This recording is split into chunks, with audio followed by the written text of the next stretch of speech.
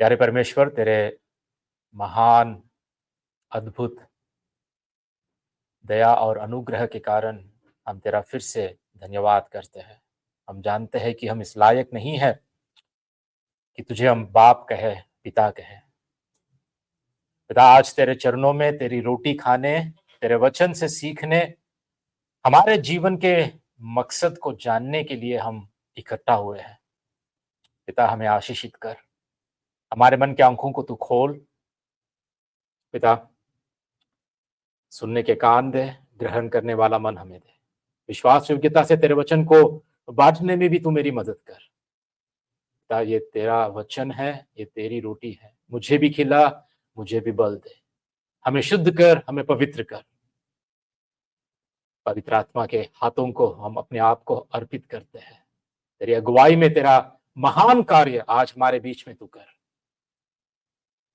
सब कुछ तेरे हाथों को अर्पित करते हुए इस प्रार्थना विनती को यीशु मसीह के नाम से हम मांगते हैं परमपिता, आमीन। बहुत ही आज इंटरेस्टिंग, दिलचस्प बात और विषय आपके आगे मैं रखना चाहता हूं। ध्यान से सुनिए, आपका ध्यान यहां वहां भटकने मत दीजिए। जैसा कि मैंने आपको बताया, आज का जो विषय रहेगा, what is the purpose of your life. आपके जीवन का मकसद क्या है? हम क्यों धरती पे पैदा हुए हैं? क्यों हम आए हुए हैं? हम क्यों जी रहे हैं? हमारे जीवन का मकसद क्या है? हमारे जीवन का पर्पस क्या है? इन सारी बातों को आज हम देखने वाले हैं।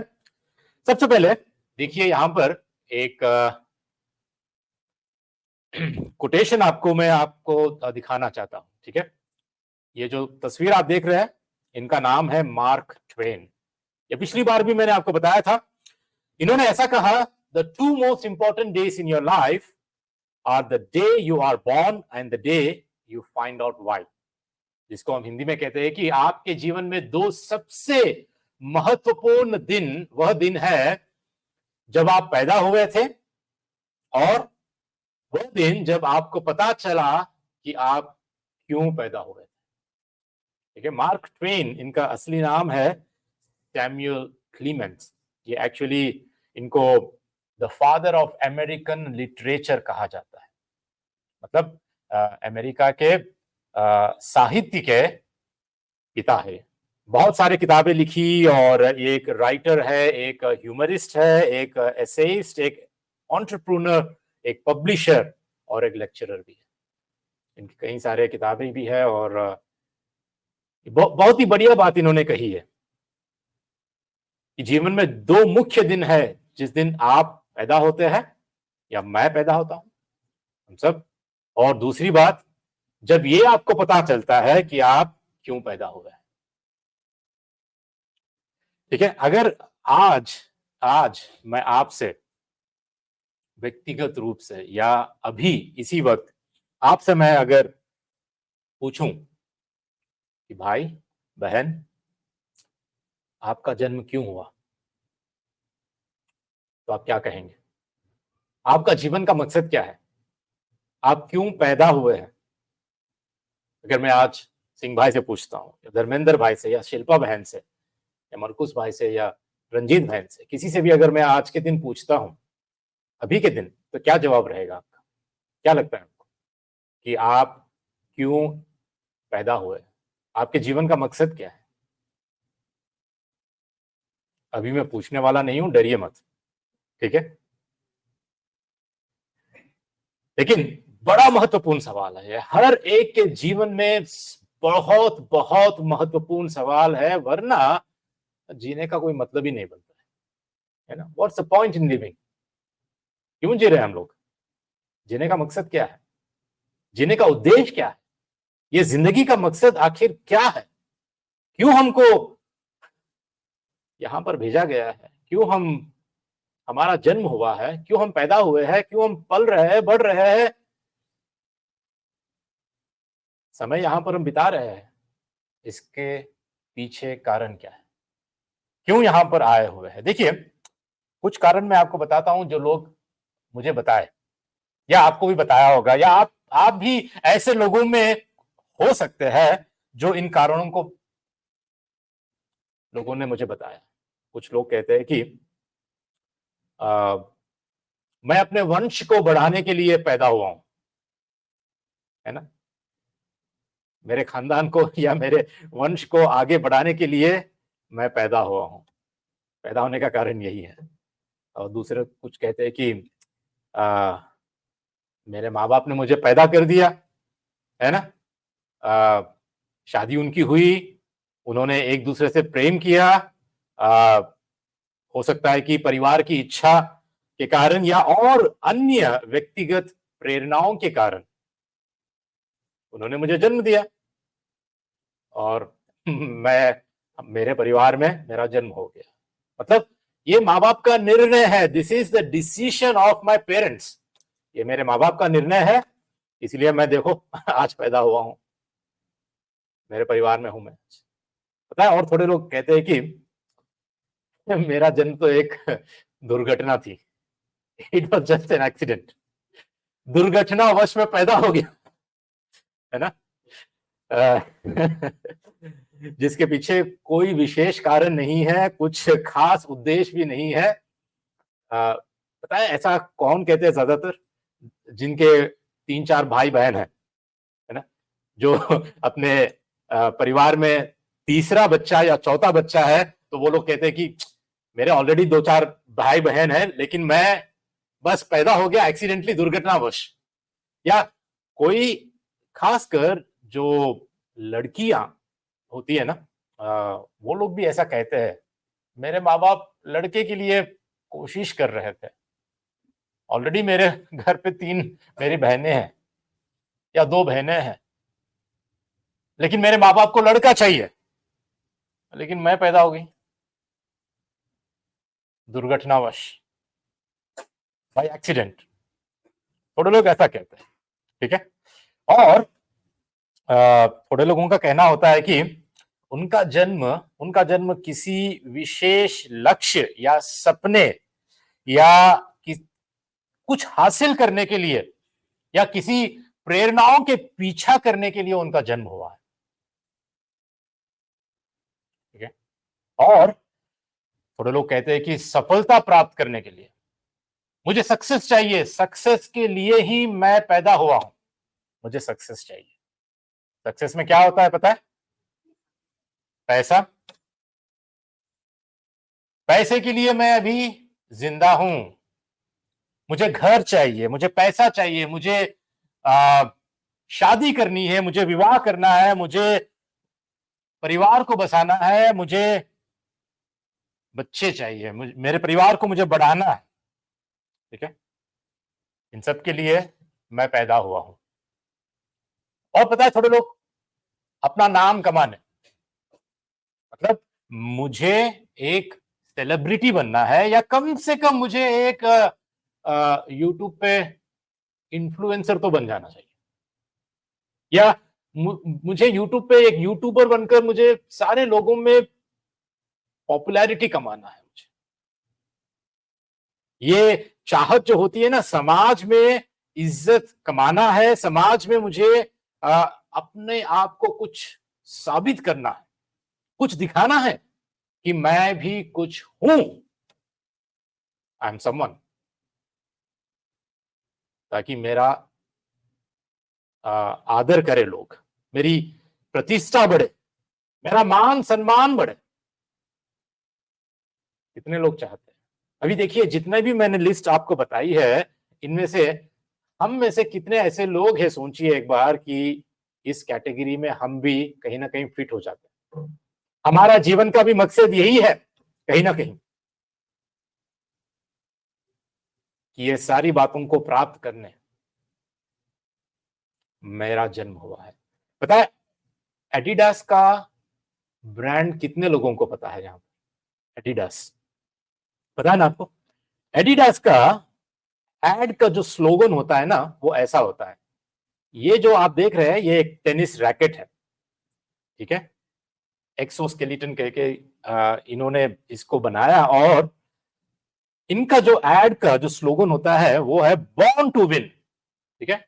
बॉर्न टू विन मतलब मैं जीतने के लिए मैं पैदा हुआ हूं।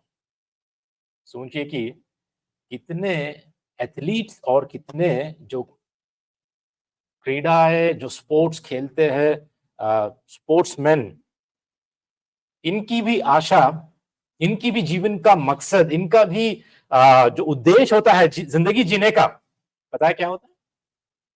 मैं पैदा हुआ हूं जीतने के लिए, जीतने के लिए। बस एक ही लक्ष्य, एक ही उम्मीद, एक ही आशा कि मैं पैदा हुआ हूं जीतने के लिए। सारा संसार, सारी दुनिया, दुनिया में मैं कह रहा हूं ना 99% लोग इसी लिस्ट में से, जो भी अभी तक मैंने आपके आगे रखा, जीवन का मकसद उनका यही होता है। जिंदगी जीने का मतलब उनके लिए यही होता है। सोच के देखिए। और कहीं ना कहीं हम भी इसी रैट रेस में, इसी दौड़ में, इसी जीवन की यात्रा में हम जीवन के असली मकसद को हम खो बैठे हैं। हमें पता नहीं है कि मैं क्यों पैदा हुआ हूं, मैं क्यों आया हूं, मेरा जन्म क्यों हुआ है। हम इस बात की चिंता नहीं करते। हमारे मकसद, हमारे जीवन का मकसद, हमारे जीवन का उद्देश्य इस समाज में जो हो रहा है उससे प्रभावित होता है। कुछ लोग कहते हैं कि जीवन का कोई उद्देश्य होता ही नहीं है ना, जीवन का जीने का कोई मतलब ही नहीं है, कोई मकसद नहीं है, हम बस जीते हैं और फिर हम एक दिन मर जाते हैं, बस नामो निशान मिट जाता है, कुछ नहीं है, हम पूरी तरह मतलब विनाश हो जाते हैं, नाश हो जाते हैं। There is nothing, there is no existence मरने के बाद। नास्तिक लोगों का विश्वास ऐसा होता है, ठीक है। और पता है, थोड़े लोग ये भी कहते हैं कि ये जो जीवन का मकसद या जीने का उद्देश्य, the purpose of life, actually ये एक बड़ा प्रॉब्लम है। ये एक बहुत बड़ा प्रॉब्लम है। क्यों? क्योंकि ऐसे भी लोग हैं कि जीवन का मकसद जब उनको सिखाया जाता है तो उस मकसद के कारण कई लोगों को बर्बाद कर चुके हैं। आतंकवादियों का मकसद क्या होता है पता है? उनका जीने का मकसद क्या होता है पता है? और वो कहते हैं कि ये खुदा के द्वारा हमें दिया गया जीवन का मकसद यही है कि अपने आप को उड़ा दो और साथ साथ लोगों को भी, है ना। ये भी एक बड़ा प्रॉब्लम है। जीवन का मकसद भी, इसीलिए थोड़े लोग कहते हैं कि जीवन का मकसद रहना ही सबसे बड़ा प्रॉब्लम है। अगर आपको कोई जीवन का मकसद ही नहीं है तो आप सुनिश्चित रहोगे, चिंता बिना रहोगे, आपको कुछ करना ही नहीं है। लेकिन कहता हूं ऐसा भी जीवन हमें जीने के लिए परमेश्वर ने नहीं बनाया, हमें नहीं बनाया।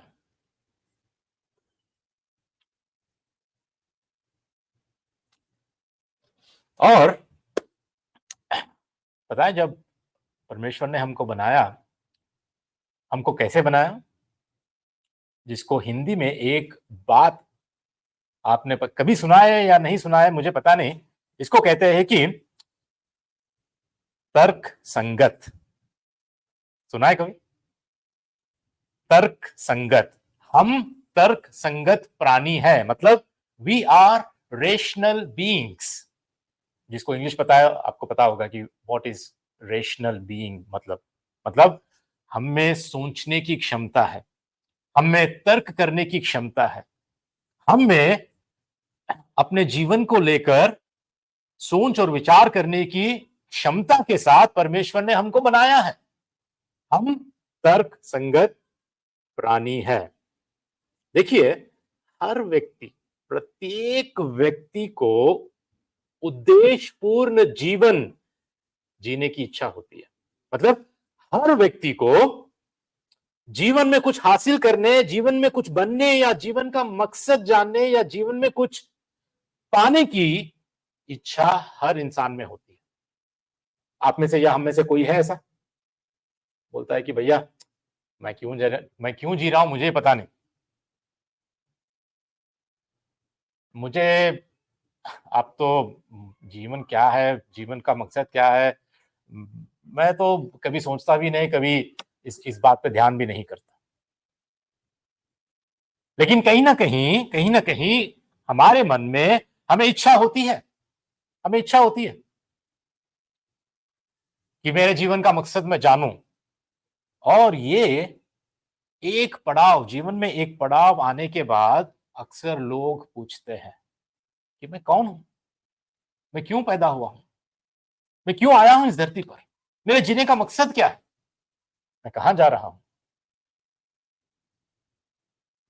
थोड़े लोग ये भी नहीं पूछते, थोड़े लोगों को इसकी चिंता भी नहीं होती है, थोड़े लोगों को बस संसार मतलब अपने आप में ही, अपने स्वार्थ में ही, अपने लिए ही जीना, अपने लिए ही मरना, सिर्फ वो अपने ही संसार में, अपने ही दुनिया में खोए हुए होते हैं।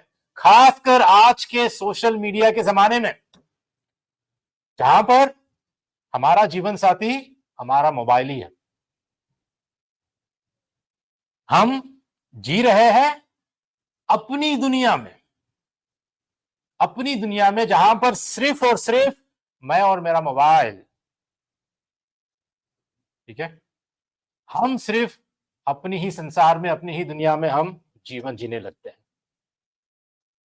हमें इसकी चिंता भी नहीं है कि हम क्यों आए हैं, हम क्यों पैदा हुए हैं, हम कहां जा रहे हैं, हमारे जीवन का मकसद क्या है, हमारे जीवन का उद्देश्य क्या है। हम इसके बारे में सोचते तक भी नहीं। लेकिन है थोड़े लोग जो इसकी चिंता करते हैं, है थोड़े लोग जो अपना जीवन एक उद्देश्य पूर्व जीना चाहते हैं। मैं तो ये कहता हूं कि हर एक के मन में, हर एक के मन में ये सवाल होता है, कभी ना कभी ये सवाल आता है। और पता है, ऐसे सवाल जब आते हैं और इन सवालों का जब जवाब उनको नहीं मिलता है, तो पता क्या होता है,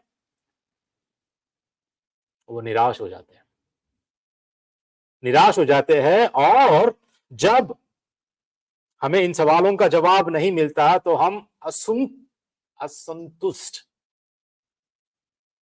असंतुष्ट जीवन जीने लगते हैं। मतलब हम ऐसे अनसैटिस्फाइड रहते हैं हम लोग, ठीक है।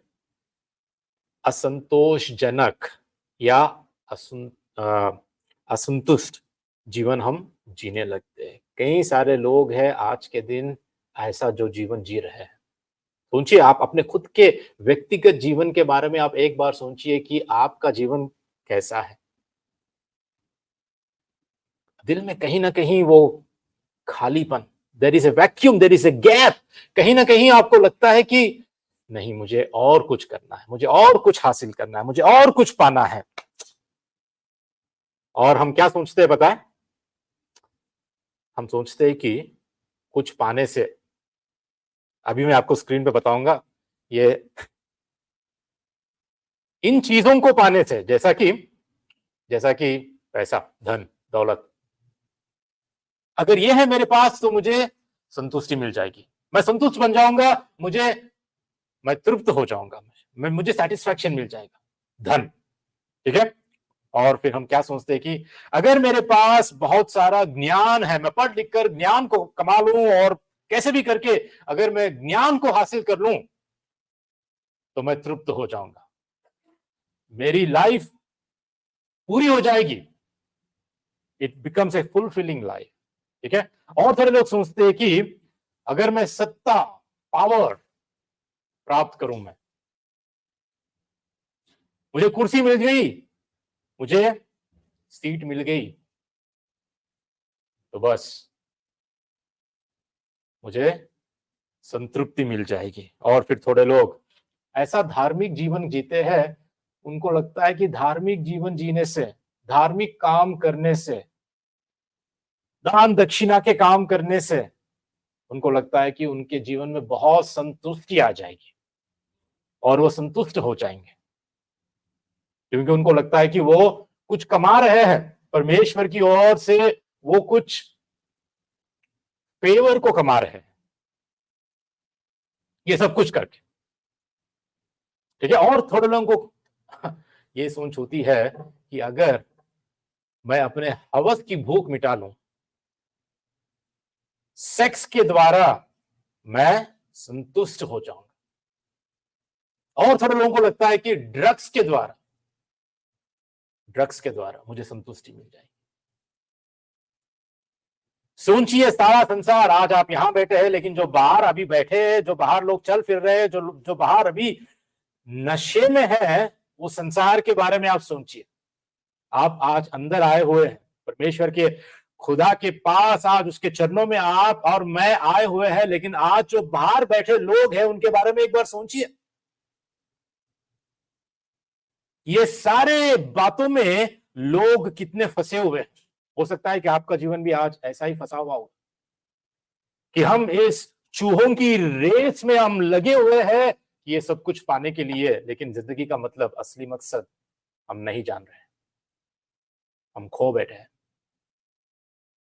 सोचिए एक बार। इन सब में आज लोग अपनी अपनी संतृप्ति को ढूंढना चाहते हैं। इन सभी बातों में अपने आप को सेटिस्फाई करना चाहते हैं, खुशी को ढूंढना चाहते हैं। लेकिन प्रश्न क्या है पता है? प्रश्न यह है, लेकिन हमें सच्ची संतुष्टि कहां से मिलती है? कहां से हमें सच्ची संतुष्टि मिल सकती है जहां पर हम आते हैं और पूरी रीति से हम संतुष्ट हो जाते हैं? कौन दे सकता है हमें? कहां पे हमें ऐसी संतुष्टि हमें मिल सकती है? सोचने की बात, हर एक को सोचने की बात है।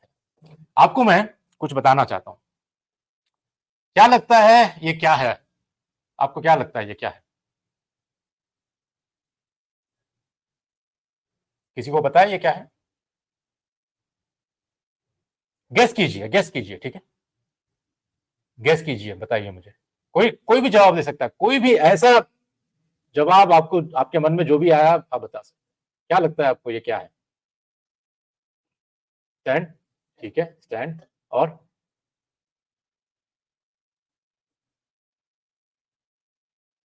थोड़ा सा मुश्किल है ना बताना क्योंकि आपने कभी इसको देखा नहीं है? ऐसे चीज को हमने कभी देखा नहीं। आपको क्या लगता है किसको पता होगा ये? इसका मकसद क्या है? ये किसके लिए उपयोग किया जा सकता है? किसको पता होगा? Exactly exactly. जो इसको बनाया है उसी को पता होगा कि ये क्या है ना। जब तक वो खुद हमें बताएगा नहीं, जब तक वो हमें ये जानकारी नहीं देगा कि ये चीज क्या है, हम इसको कहां पर इस्तेमाल कर सकते हैं, इसका उपयोग क्या है, जब तक वो इसका उद्देश्य नहीं बताएगा तब तक हमें पता नहीं चलेगा, है ना। ये बहुत साधारण चीज है। जब आप अगली तस्वीर देखेंगे आपको पता चलेगा कि ये क्या है, ठीक है। ये कुछ नहीं है, ये एक फोन का केस है, ठीक है। ये आईफोन का केस है जो किसी भी फोन पे फिट हो सकता है, क्योंकि ये एडजस्टेबल है। और यदि ये इतना स्ट्रांग है, ठीक है, ये इतना स्ट्रांग है, यदि ये गिर भी जाता है फोन इसके बल पर, तो फोन टूटेगा भी, ठीक है। मैं क्या कहना चाहता हूं यहां पर? मेरे कहने का मतलब क्या है पता है? केवल रचनाकार ही अपनी रचना का उद्देश्य जानता है। जिसने हमको बनाया है वो हमारे जीवन का उद्देश्य केवल वही जानता है। जिसने इस केस को बनाया है वही जानता है कि इसका उद्देश्य क्या है। जिसने हमको बनाया, जो खुदा हमको बनाया, केवल वही जानता है कि उसने हमें क्यों बनाया, हमारी रचना क्यों की है, हमको क्यों पैदा किया है, केवल वही जानता है। इसलिए प्यारे दोस्तों, मैं ये कहना चाहता हूं, बाइबल का परमेश्वर हमें जीवन जीने का मकसद बताया है। बाइबल का परमेश्वर, सच्चा खुदा, सच्चा परमेश्वर हमें बताया है कि जिंदगी क्यों जीते हैं, जीने का मकसद क्या है, बाइबल क्या कहती है, ठीक है। 3 मुख्य बातों को मैं बता के मैं समाप्त करूंगा, ठीक है। बाइबल क्या कहती है कि हमें क्यों बनाया गया है, बनाने का कारण क्या है, ठीक है। 3 मुख्य बात। सबसे पहली बात यह है कि परमेश्वर ने हमको बनाया कि परमेश्वर को हम जाने। पहला कारण यह है कि परमेश्वर को जानना हमारे जीने का कारण, हमारे जीने का मकसद यह है कि परमेश्वर को जानना। दूसरा कारण, दूसरी बात, परमेश्वर का आनंद लेना या परमेश्वर में आनंदित होना या परमेश्वर को एंजॉय करना। बात समझ में आ रही है आपको? परमेश्वर को एंजॉय करना, परमेश्वर में आनंदित रहना, परमेश्वर का आनंद लेना, और तीसरी बात परमेश्वर की महिमा करना। ठीक है, मुख्य बातें, और भी कई बातें हैं, लेकिन ये बाइबल की प्राथमिक बातें और मुख्य बातें, दीज आर महत्वपूर्ण बातें हैं कि हम परमेश्वर को जाने, परमेश्वर का आनंद लें, परमेश्वर की महिमा करें। ठीक है, तीनों बातों को संक्षेप में थोड़ी थोड़ी देर बताकर मैं समाप्त करूंगा, क्योंकि हमारे लिए बहुत जरूरी है। ठीक है, परमेश्वर को जानने का अर्थ क्या है, यह हमारे लिए जरूरी है। परमेश्वर को जानने का अर्थ क्या है? आज लोग दावा कर सकते हैं, आज लोग ये कह सकते हैं कि हाँ भैया मुझे पता है, हाँ, जो हमारा खुदा है, हमारा भगवान है, हमारा ईश्वर है, हमारा रब या हमारा परमेश्वर जो भी है, हाँ हम जानते हैं हमारे परमेश्वर। लेकिन पता है बाइबल क्या कहती है? परमेश्वर को जानना क्या होता है? पता है बाइबल क्या कहती है? इसके लिए मैं आपको एक उदाहरण देना चाहता हूं सबसे पहले। ठीक है, बात यह है कि सच्ची संतुष्टि सच्चे परमेश्वर के साथ सच्चे रिश्ते से आती है। अपने मन में इस बात को ऐसे समा लीजिए कि हमेशा आपको यह याद रहे, सच्ची संतुष्टि सच्चे परमेश्वर के साथ सच्चे रिश्ते से आती है।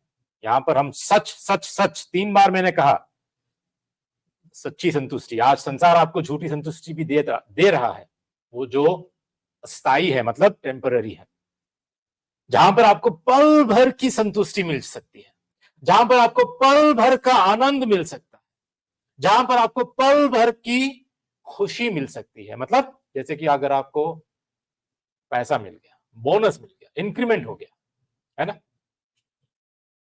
समझे कि आपके एम्प्लॉयर ने आपको कल के दिन, ले लो ये आपके लिए चाइनीज न्यू ईयर का बोनस है, $1000 आपको दे दिया एक्स्ट्रा, वाह, क्या होगा?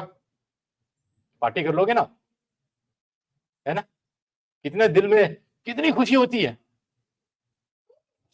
लेकिन क्या ये हमेशा वाली खुशी है? क्या सच्ची संतुष्टि है कि आपको आपके जीवन भर ये संतुष्टि आपको मिलेगी, जीवन भर आप इससे आप खुश रहोगे? इसलिए कहता हूं सच्ची संतुष्टि और सच्चे परमेश्वर के साथ,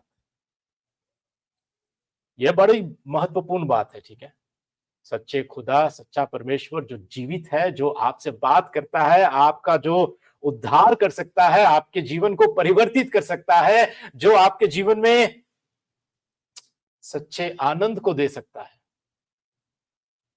परमेश्वर के नाम पर आज करोड़ों करोड़ों लोग हैं, करोड़ों हजारों ऐसे बाबाएं हैं, ऐसे ऐसे जगह है, ऐसे ऐसे रीति रिवाज है, जिसके कारण हम सोच बैठते हैं कि यही सच है, इसी में सच्चाई है।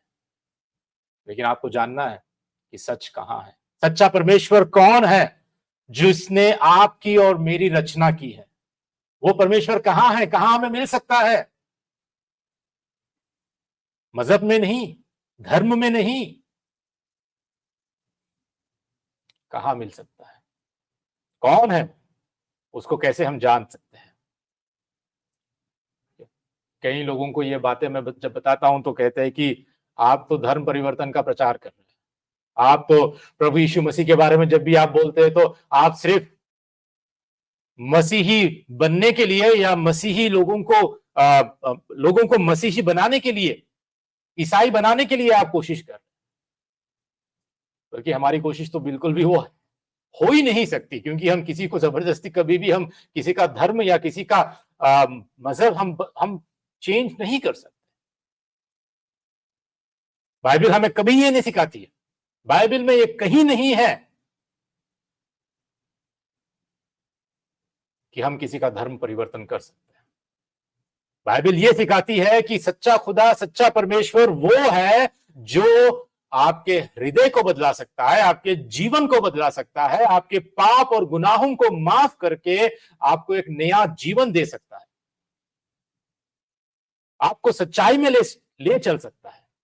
इसलिए सच्चे परमेश्वर को जानना और उसके साथ सच्चा रिश्ता, ये बात भी बहुत जरूरी है। आज कहीं ऐसे लोग हैं जो कहते हैं कि हाँ मैं सच्चे परमेश्वर को जानता हूं, मैं सच्चाई को जानता हूं, हाँ मैंने बाइबल के परमेश्वर को, प्रभु यीशु मसीह को मैंने जाना है, लेकिन उनका जो विश्वास है वो सच्चा नहीं होता, उनका जो रिश्ता है वो सच्चा नहीं है, वो ढोंगी है, वो केवल नामधारी है, वो केवल दिखावे के लिए अपने आप को मसीह कहते हैं।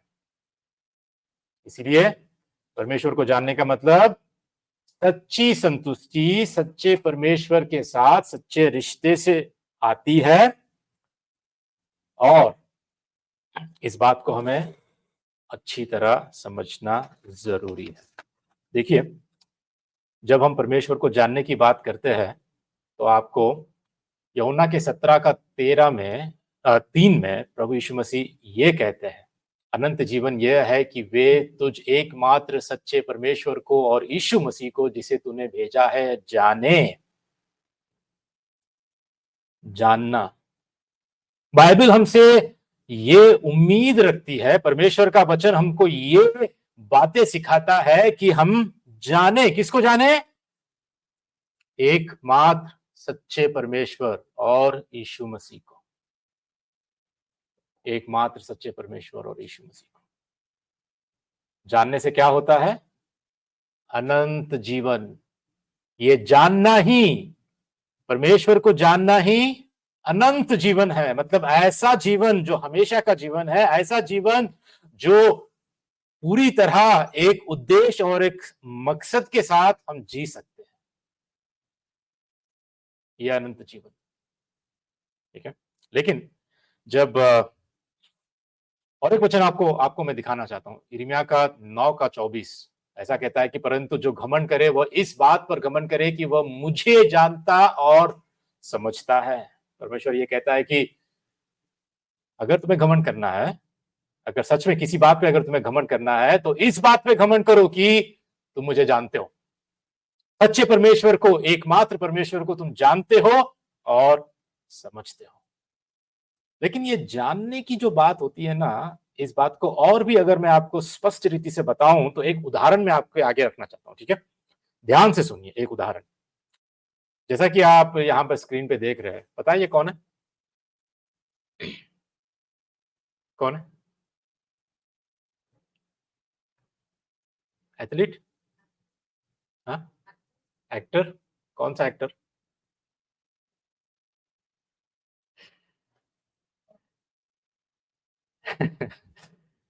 नाम याद नहीं आ रहा है। कोई बात नहीं, कोई बात नहीं, ठीक है, आप चिंता मत कीजिए, टेंशन मत लीजिए। अगला फोटो जो मैं दिखाऊंगा आपको पता चल जाएगा कि ये कौन है। ये तो पता होगा ना आपको, आप जानते हैं ना। पहली तस्वीर में आप नहीं जानते हैं ये कौन है, लेकिन इनको तो आप जानते हैं, हमारे प्रधानमंत्री नरेंद्र मोदी जी।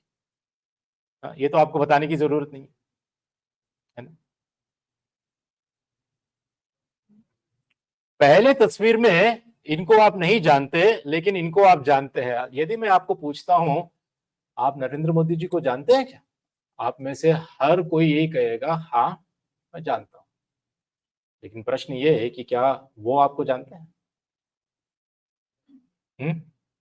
जानना, बाइबल के अनुसार जानने का मतलब ये है एक दूसरे को बहुत ही करीब से, इंटीमेटली, व्यक्तिगत रूप से।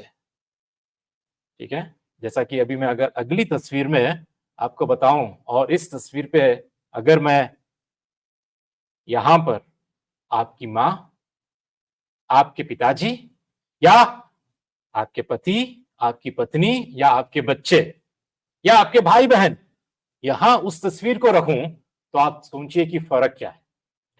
पहला इंसान, इसको तो आप नहीं जानते, आपने कहा कि नहीं जानते। इनको आपने कहा जानते हैं। लेकिन यदि यहां पर आपके खुद के घर वाले हैं तो जानने में क्या फर्क हो जाता है? कितना फर्क हो जाता है, सोचिए एक बार। किस रीति से आप अपने पति को जानते हैं, अपनी पत्नी को जानते हैं, अपने बच्चों को जानते हैं, अपने माँ बाप को जानते हैं, क्या उसी रीति से हम यह कह सकते हैं कि इनको भी मैं वैसे ही जानता हूं या जानती हूं?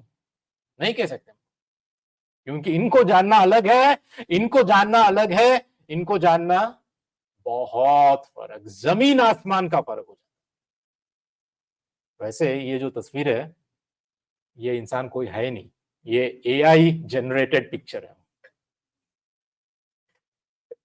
मतलब कंप्यूटर द्वारा जनरेट किया गया पिक्चर है वो। ये इसका अस्तित्व है ही नहीं, मैं भी नहीं जानता वो कौन है, ठीक है। जानना, परमेश्वर को जानना व्यक्तिगत रूप से, एक रिश्ता परमेश्वर के साथ, एक अद्भुत, एक व्यवहार, मतलब ऐसा अनमोल रिश्ता, पास वाला, करीब वाला, एक इंटीमेट रिलेशनशिप परमेश्वर के साथ, वो है। वैसे रिश्ते के लिए, वैसे संबंध के लिए बाइबल हमें, जो वचन में आपको अभी बताया, परमेश्वर को जानना, उस बात को बाइबल कहती है। और पता है कैसे हम जान पाएंगे? प्रॉब्लम एक है कि हम परमेश्वर को इस रीति से नहीं जान पाएंगे जब तक हमारा भी जन्म परमेश्वर के परिवार में ना हो, जब तक हम उसकी संतान ना बन जाए, हम परमेश्वर को इस रीति से नहीं जान पाएंगे। जब तक बाइबल कहती है हमारा नए सिरे से जन्म नहीं होगा, तब तक हम परमेश्वर के परिवार में उसकी संतान बनकर हम नहीं पैदा होंगे, तब तक हम उसको नहीं जान पाएंगे। आप मेरे पिताजी को नहीं जानते या मेरी मां को नहीं जानते, मैं जानता हूं। मैं आपके पिताजी, आपके मां को मैं नहीं जानता। क्यों? क्योंकि आप मेरे परिवार के सदस्य नहीं है, आप मेरे भाई नहीं है, बहन नहीं है, और मैं आपका भाई या बहन आपके परिवार में जन्मा हुआ नहीं हूं। आप जानते हैं। बिल्कुल उसी रीति से परमेश्वर के परिवार में उसका सदस्य, उसके परिवार का सदस्य जो बन जाता है, उसके संतान, उसका बेटा, उसके बेटी जो बन जाते हैं, नया जन्म पाकर, जो अपने पापों को कबूल करके परमेश्वर के पास आकर प्रभु यीशु मसीह के समाप्त कार्य पर जो विश्वास करते हैं और अपना जीवन उसको अर्पित करते हैं और कहते हैं कि खुदा मैं आया हूं तेरे चरणों में, मुझे स्वीकार कर, मैं पापी हूं, मैं आज जान गया हूं, मैं आज जान गई हूं, तेरे सिवा मेरा कोई नहीं है, तू ही उद्धार करता है, तू मेरा परमेश्वर है, मुझे माफ कर, मेरे पाप और अपराधों को क्षमा कर, मैं तुझ पे विश्वास करता हूं। जो आता है परमेश्वर के चरणों में, जो सच में परमेश्वर को अपने दिल से जानता है, अपने मन से जानता है, उसके परिवार में वो जन्म लेता है, मैं कह रहा हूं वही परमेश्वर को जान पाता है, और कोई नहीं, और कोई नहीं, ठीक है। दूसरी बात, परमेश्वर का आनंद लेना, परमेश्वर में आनंदित रहना, ठीक है। भजन संहिता का 37:4, 37 का 4, यहोवा को अपना सुख या संतुष्टि का मूल जान। परमेश्वर में ही हमको सुख का मूल या संतुष्टि का मूल हमें मिलता है। The source of our joy, ठीक है, the source of our joy सिर्फ और सिर्फ परमेश्वर है। वहीं पर उसमें ही हमें संतुष्टि मिलती है। नजर भाई ने कल के दिन एक मैसेज छोड़ा था अपने ग्रुप में। पता है फर्क क्या होता है? रोटी, जो प्रभु यीशु मसीह के पास रोटी के लिए आते हैं, और जो खुद प्रभु यीशु मसीह के लिए आते हैं। प्रभु यीशु मसीह ने क्या कहा? मैं जीवन की रोटी हूं। या क्या हम प्रभु यीशु मसीह के पास रोटी या कपड़ा या मकान, इस संसारिक चीजों के लिए आते हैं, या खुद रोटी के लिए आते हैं? मतलब उसके लिए आते हैं। जो कोई प्रभु के पास आता है, प्रभु के लिए आता है, प्रभु में जो संतुष्ट होता है, जैसा कि यहां कहते हैं यहोवा को अपना सुख का मूल जान, मतलब अपनी संतुष्टि का मूल वही है, उसी में हमारा आनंद है, उसी में हमारी संतुष्टि है, और कहीं नहीं है, ठीक है। और एक वचन ऐसा कहता है फिलिपियों का 4:4, प्रभु में सदा आनंदित रहो, और मैं फिर कहता हूं आनंदित रहो। किसमें? प्रभु में। बात यह है, महत्वपूर्ण बात यह है, हम सब में आनंद रहते हैं सिवाय प्रभु में। है ना। हम अपने हर गतिविधियों में, हर बात में, हमारे हर जीवन के हर क्षेत्रों में है, सब में हम खुश रहते हैं सिवाय प्रभु। क्यों? क्योंकि हम प्रभु को जानते नहीं। जो प्रभु को सच्चाई से जानता है, जो सच्चा विश्वासी है, मैं कहता हूं सुख में, दुख में, हर परिस्थिति में वो प्रभु में आनंदित रहता है।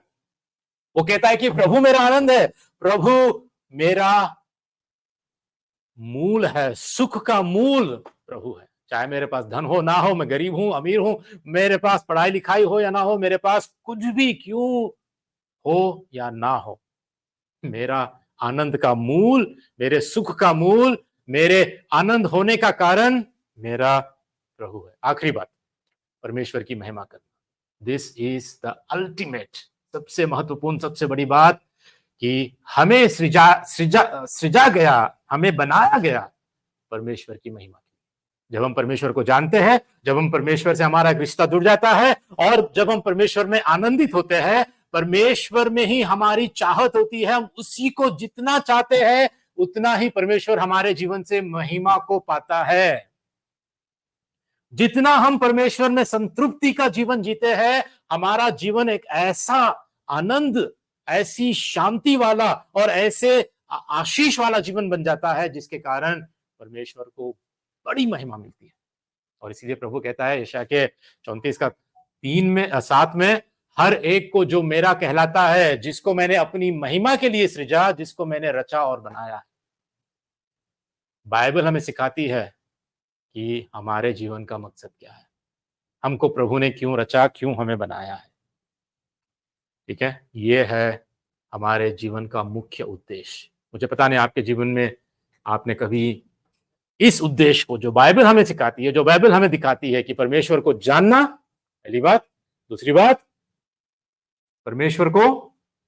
परमेश्वर में आनंदित रहना, और तीसरी बात परमेश्वर की महिमा करना। हम इसी के लिए बनाए हुए हैं। आपको लगता है कि मुझे परमेश्वर अपनी मेरी पत्नी के लिए बनाया है, या मेरे पति के लिए बनाया है, या मुझे मेरे बच्चों के लिए परमेश्वर ने मुझे बनाया है। नहीं नहीं नहीं नहीं, परमेश्वर खुद अपने आप के लिए आपको और मुझको बनाया। वो खुद के लिए, खुद की महिमा के लिए हमको परमेश्वर अपने आप के लिए बनाया।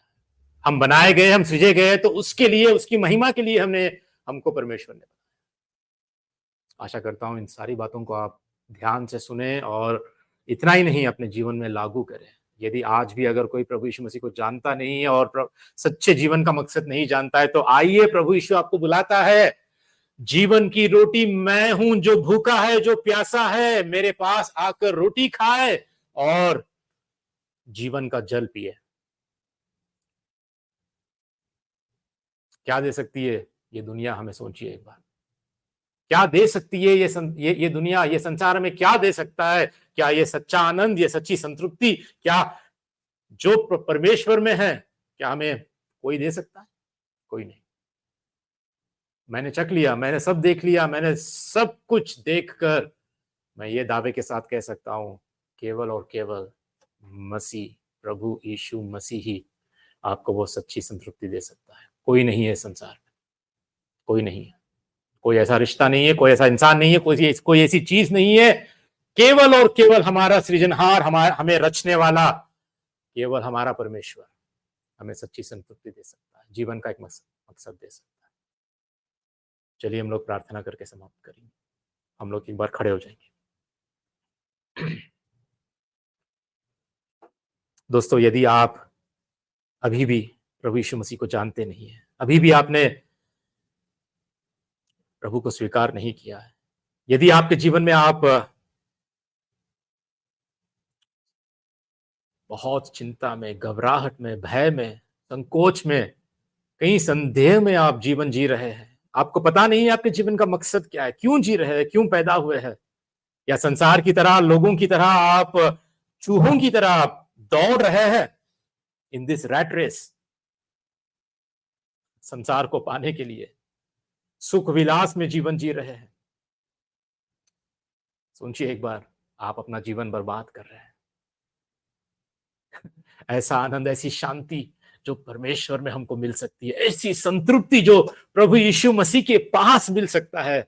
आइए उसके पास, वो आपको बुला रहा है, वो आपको बुला रहा है। अपने भाई, अपने बाहों को फैलाए हुए वो आपको बुला रहा है। दोस्तों, उद्धार का दिन आज का दिन है। पश्चाताप कीजिए, अपने मन को फिराइए, विश्वास का नाटक नहीं, ढोंगी मत बनिए। सच्चे परमेश्वर को सच्ची रीति से, सच्चे रिश्ते में आप जानिए।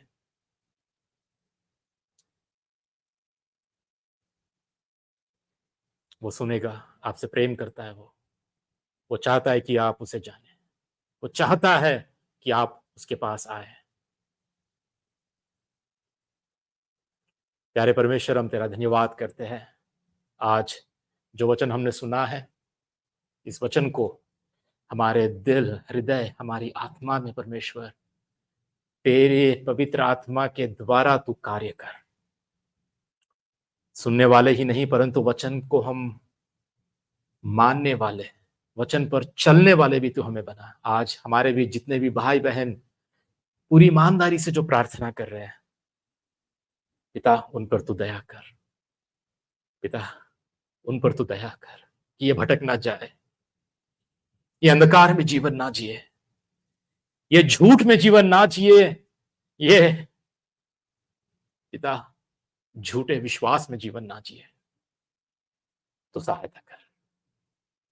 हम सबको तेरे हाथों को अर्पित करते हुए इस प्रार्थना विनती को प्रभु यीशु मसीह के नाम से हम मांगते हैं परम। आमीन। जय मसीह की। सभी